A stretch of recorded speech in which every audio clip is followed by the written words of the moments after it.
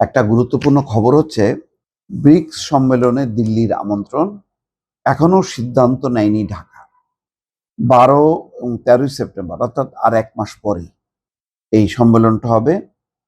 সম্মেলনে আউটরিচ পর্বে অংশ নেওয়ার জন্য 14 জুলাই ভারতের আমন্ত্রণ। খলিল রহমানের সঙ্গে আলোচনা শেষে প্রধানমন্ত্রী তারেক রহমান এ বিষয়ে সিদ্ধান্ত নিতে পারেন। যুক্তরাষ্ট্র, ফিলিপাইন, মালদ্বীপ সফর শেষে পররাষ্ট্রমন্ত্রী মঙ্গলবার সকালে ঢাকায় ফিরেছেন। তো এখন একটা জিনিসই শুধুমাত্র ঠেকছে, ভারতের হাইকমিশনার আনুষ্ঠানিকভাবে আমন্ত্রণ জানিয়েছেন। ব্রিক্সের বাংলাদেশ সদস্য রাষ্ট্র না, কিন্তু অতিথি রাষ্ট্র হিসেবে এই সম্মেলনে আমন্ত্রণ জানানো হয়েছে।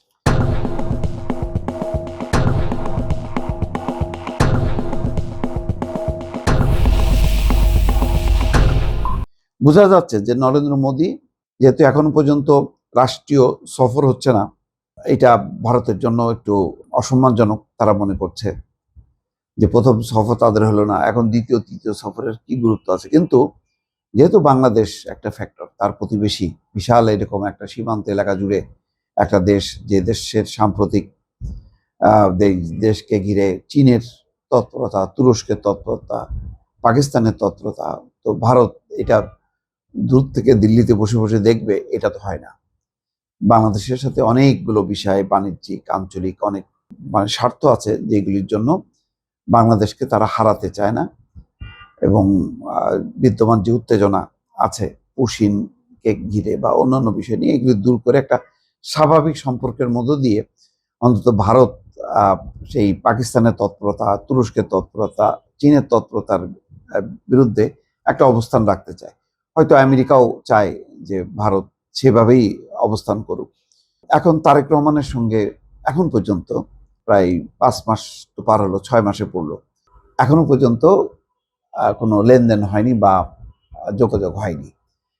তো এই পরিস্থিতিটা ভারত নিঃসন্দেহে কাটাতে চায় এবং এটা তাদের জন্য ভালো না। বাংলাদেশও চায় যে বর্তমান যে পরিস্থিতিটা তৈরি হয়ে আছে, যে পরিস্থিতিটা সীমান্ত এলাকায় পুশিনকে ঘিরে যে সমস্যা, তিস্তার পানি বন্টন, এই ইস্যুগুলির একটা সমাধান চায়। সবচেয়ে বড় কথা হলো যে ধারাবাহিকভাবে শেখ হাসিনার মাধ্যমে দেশে যে একটা উত্তেজনাকর পরিস্থিতি, তারও একটা অবসান চায়। হয় ফেরত দিক হাসিনা, না হয় ভারতে থাকলেও সেখানে যাতে নিশ্চুপ থাকুক, এটা বাংলাদেশের চাওয়া। কিন্তু কোনোটাই হচ্ছে না। তো এতে বাংলাদেশের একটা অস্থিরতা চলছে। সেই অস্থিরতা দূর করার জন্য ভারত পর্যটন ভিসা চালু করেছে, কিন্তু সেটাই যথেষ্ট না। আরো অগ্রসর হইতে গেলে আলোচনা হইতে হবে নরেন্দ্র মোদীর সঙ্গে, এবং নরেন্দ্র মোদী চান, হয়তো সেই কারণে আমন্ত্রণ জানিয়েছে যে বৈঠকের পাশে সাইড লাইনে তারেক রহমানের সঙ্গে আলোচনা হবে, এবং সেই আলোচনাটাই কিন্তু খুব গুরুত্বপূর্ণ। সেই আলোচনার মধ্য দিয়ে বরফ গলবে এবং সম্পর্কের যথেষ্ট একটা পরিধি বাড়বে। হয়তো সেই লক্ষ্য নিয়েই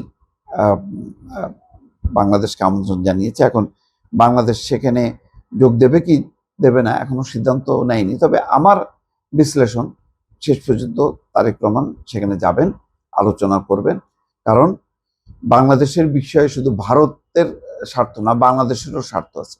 বাংলাদেশের জন্য যথেষ্ট পরিমাণ সীমান্ত এলাকা, বাণিজ্যিক সম্পর্কের ক্ষেত্রে, বিশেষ করে স্থল বাণিজ্যের ক্ষেত্রে যে প্রতিবন্ধকতা তৈরি করেছে ভারত, সেগুলো দূর করার ক্ষেত্রে নিশ্চয়ই তারেক রহমান আগ্রহ দেখাবেন এবং তাদেরকে বলবেন। দেখা যাক।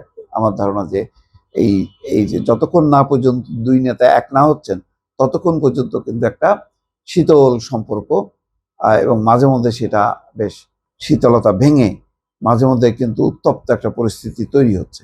সেই পরিস্থিতিটার একটা অবসান ঘটবে, এমনটা বাংলাদেশ এবং ভারত হয়তো আশা করছে।